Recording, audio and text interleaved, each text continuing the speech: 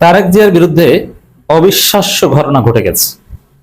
দর্শক, জামাতের আন্দোলনের আকাশচুম্বী সফলতা বিএনপি টের পাচ্ছে এবং আপনি শুনলে অবাক হবেন। দর্শক, জামাতের আন্দোলনে ভীত সন্ত্রস্ত হয়ে জাস্ট জামাত একটু ট্রেলার দেখিয়েছে, নতুন কর্মসূচির কথা আপনারা আবার শুনবেন। জামাতের আন্দোলন শুরু হয়ে গেছে, এটা থামবে না। জাস্ট একটু ট্রেলার দেখিয়েছে, এতেই দর্শক সরকার অস্থির হয়ে ভয় পেয়ে বলছে সরকার ও প্রধানমন্ত্রীর বিরুদ্ধে ষড়যন্ত্র চলছে। এবার তারেক জিয়ার বিরুদ্ধে নাকি ষড়যন্ত্র চলছে, ধর্মমন্ত্রী এই কথা বলছেন। অথচ জাস্ট একটু সিম্পল একটা বিক্ষোভ মিছিল 2-4টা, তো এতেই বলছে এটা হচ্ছে জামাতের আন্দোলনের সফলতা। জামাত আসল আন্দোলন শুরু করলে বিএনপি ওই আগস্টের শুরুর দিকে বা আগস্টের আগ মুহূর্তে যেরকম 24শে আগস্টের আওয়ামী লীগের অনেক চালাক মন্ত্রীরা দেশ ছেড়ে পালিয়েছিল, যে বিএনপি পালানো শুরু করবে, যে না এভাবে তো টিকতে পারবো না, আগে ভাগে পালাই। তারপর তো সেনাবাহিনী ক্যান্টনমেন্টে আশ্রয় নেওয়া লাগবে, সেনাবাহিনী তারপর পুলিশের কাছে ধরিয়ে দেবে। এবারকার পোলাপান অনেক চালাক হবে, তারা কাউকে ওইরকম সেনা হেফাজতে থেকেও পালানোর সুযোগ দেবে না, সবাইকে আইনের আওতায় আনার ব্যবস্থা করবে যদি আর একটা কোনো অভ্যুত্থান হয়। কিছু হয়নি, তাতেই বলছে যে সরকার ও প্রধানমন্ত্রীর বিরুদ্ধে ষড়যন্ত্র। ষড়যন্ত্রটা কি? ষড়যন্ত্র মজার ষড়যন্ত্র আছে, আমি একটু বলি ষড়যন্ত্র কি। বিশ্ববিখ্যাত টাইম ম্যাগাজিনে প্রভাবশালী 100 ব্যক্তির তালিকায় প্রধানমন্ত্রী শিশু মুক্তিযোদ্ধা তারেক জিয়া। শুনেছেন না? এটা বিএনপির লোকজন মার্কেটিং করেছে। শুধু মার্কেটিং করছে তা না, এটা জাতীয় সংসদে এটা উত্থাপন করে এর জন্য আল্লাহর কাছে দোয়া করার কর্মসূচি দিয়েছে। চিফ হুইপ সম্ভবত আল্লাহর কাছে দোয়া করবেন কিসের জন্য? যে প্রধানমন্ত্রী বিশ্বের প্রভাবশালী 100 জনের একজন। এখন এইটা আসলে একটা ষড়যন্ত্র। এই টাইম ম্যাগাজিন যাদেরকে গণতান্ত্রিক প্রধানমন্ত্রী যাদেরকে এই প্রভাবশালীদের তালিকায় অন্তর্ভুক্ত করে, তারা বেশি দিন ক্ষমতার টিকে থাকতে পারে না। আপনি ষড়যন্ত্র বললে এটাকে বলেন। এবার শেখ হাসিনাও এইভাবে টাইম ম্যাগাজিনের প্রভাবশালী 100 ব্যক্তির মধ্যে তালিকায় পড়েছিল। এরপরে সংসদে এটা নিয়ে ধন্যবাদ প্রস্তাব, দোয়া প্রস্তাব উত্থাপন করা হয়েছে। কিছুদিন পর শেখ হাসিনা নাই, শেখ হাসিনা ক্ষমতা নাই, শেখ হাসিনা হঠাৎ করে লাভ দিয়ে ভারতে। তো দর্শক, তারেক জিয়ার বিরুদ্ধে আসল ষড়যন্ত্র হচ্ছে এটা। টাইম ম্যাগাজিন যাদেরকে নিয়ে প্রচ্ছদ করে বা এইভাবে তালিকা দেয়, তাদের অবস্থা খারাপ হয়, মানে আকাশে উঠিয়ে ধবস করে পাসার দেওয়ার মতো। তো এটা তারেক রহমানের পতন কিংবা তারেক রহমানের জন্য একটা দুঃসংবাদ। খুশি হচ্ছেন বিএনপির লোকজন? না, মোটেও খুশি না। আর এই যে টাইম ম্যাগাজিনের এক প্রভাবশালী 100 ব্যক্তির তালিকায় তারেক রহমানের নাম, এগুলো যে ভুজুং বাজুং, সেটা বুঝতে বিজ্ঞানী হওয়ার দরকার নেই। আচ্ছা, তারেক রহমান কি বলেন তো? বাংলাদেশের প্রধানমন্ত্রী হয়েছে, তো শেখ হাসিনা, খালেদা জিয়া, এরশাদ, জিয়াউর রহমান এদের মতো হতে পেরেছে?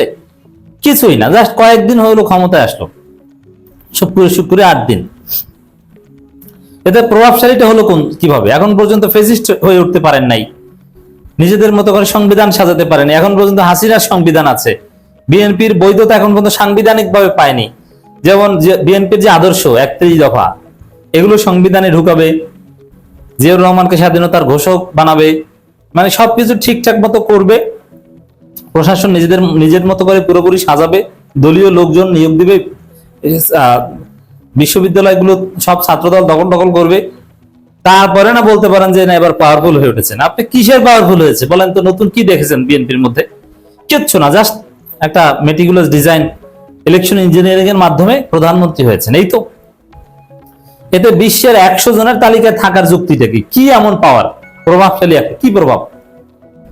আর হাসিনা না 80% 90% ভোটে জিততেন, আর এখানে তো তারেক রহমান কোন রকম জিতেছে। সংসদে সিট বেশি কিন্তু ভোটের পার্সেন্টেজ অল্প, এবং বিরোধী দলের অনেক পাওয়ার। রাজপথে পুরোপুরি এখন বিরোধী দলের নেতৃত্বে, বিরোধী দলের দখলে রাজপথ কাঁপাচ্ছে বিরোধী দল। সরকারি দল এখন পর্যন্ত সমাজের বিভিন্ন জায়গায় অ্যাক্সেসই নিতে পারেনি। সেখানে প্রভাবশালীদের তালিকায় তিনি কিভাবে পড়েন? তার কি মেকানিজম আছে? এখন পর্যন্ত আমেরিকা যাওয়ার লাইসেন্স পান নাই, আমেরিকা যাওয়ার উপর নিষেধাজ্ঞা আছে, সেনাবাহিনীতে তার নিয়ন্ত্রণ প্রতিষ্ঠা হয়নি, ভারত সফর পররাষ্ট্রমন্ত্রী ব্যর্থ, অর্থনীতির অবস্থা খারাপ, মানুষ ফুসছে, বাংলাদেশের ইতিহাস সবচেয়ে ভয়াবহ লোডশেডিং, বিশ্ব অর্থনীতি মন্দার মুখে, বাংলাদেশে ভয়াবহ জ্বালানি সংকট। তো এতে প্রভাবশালী 100 জনের মধ্যে থাকলোটা কিভাবে? তো এটা যে একটা ফালতু কথা।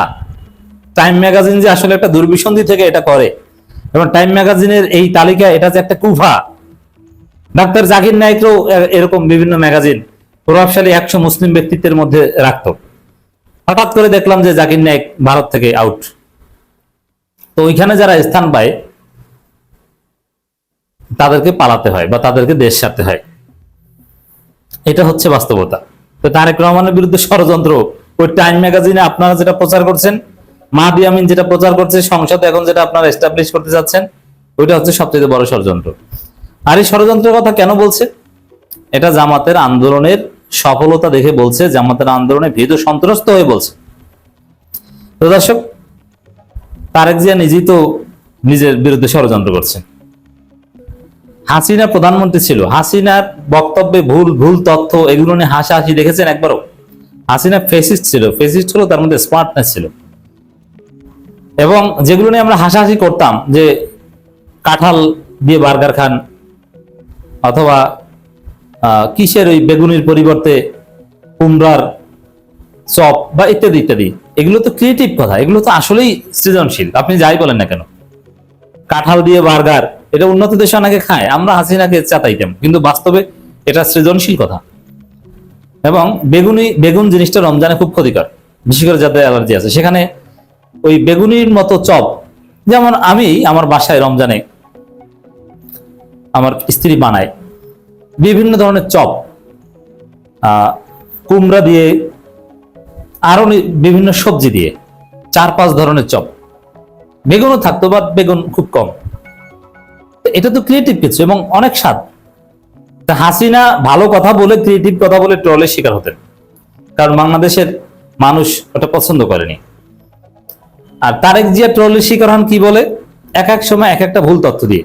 এই কুমিল্লা ভিজিট করবেন, ফরিদপুরে নাকি সয়াবিন চাষ হয়, আবার মাওলানা ভাসানী নাকি কবর থেকে মৃত্যুর 3 বছর পর কবর থেকে উঠে জিয়াউর রহমানকে নাকি জিয়াউর রহমানের হাতে ধানের শীষ তুলে দিয়েছেন। এরকম এক এক সময় এক একটা উদ্ভট কথা বলেন। এইটাই তো নিজেকে নিজে জয় বাংলা করছেন। আবার বাসভবনের নিচ থেকে টানেল করবেন পালানোর জন্য। টানেল কি জন্য করে? পালানোর জন্য। সুড়ঙ্গ কি জন্য করে? পালানোর জন্য। এটা অতীতের রাজা বাচ্চারা বা বড় বড় সন্ত্রাসীরা করে। এটা প্রধানমন্ত্রী বাসভবনের নিচে হবে।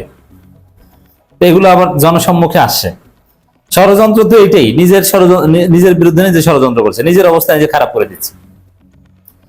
তো দর্শক, এটা হচ্ছে বাস্তব। আর সরকারের লোকজন যেটা বলছে, সরকার ও প্রধানমন্ত্রীর বিরুদ্ধে ষড়যন্ত্র হচ্ছে, ওটা জামাতের আন্দোলনের সফলতা দেখে তারা ভয় পেয়ে কথা বলছে।